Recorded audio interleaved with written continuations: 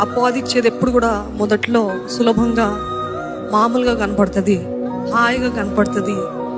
మీ ఫ్లెష్కి, మన శరీరానికి ఎంతో తృప్తినిచ్చినట్టు కనపడుతుంది. ఏదో ఎంతో తృప్తి, ఎంతో ఆనందంగా ఉన్నట్టు కనపడుతుంది. దేవుడు మాట్లాడద్దంటే మాట్లాడు, నీ కోపం ఏంటో నువ్వేంటో చూపించుకో అని అంటాడు. దేవుని చిత్తం అంటాడు, ఇదిగో మౌనంగా ఉండు. దేవుని చిత్తం అంటాడు, ఇది చేయొద్దు, నువ్వు ప్రతీకారం తీర్చుకోవద్దు, నువ్వు క్షమించు. ఇవన్నీ దేవుని చిత్తము. చేయటానికి మన శరీరానికి ఒప్పుకోము. దేవుని చిత్తం ఎప్పుడు కూడా మన జీవితంలో కష్టంగా ఉంటుంది. దేవుని చిత్తం అంటే ఎన్నోసార్లు మన జీవితంలో ఎన్నో పోగొట్టుకోవాల్సిన పరిస్థితి ఉంటుంది. ఎంతో ప్రేమించిన వారిని, ఎంతో ప్రేమించే ఉద్యోగమో వస్తువో ఏదో ఒకటి, మీరు ప్రేమించే వారిని దేవుడు అంటాడు, నా కోసం మొదలు పెడతావా, నా చిత్తాన్ని చేస్తావా?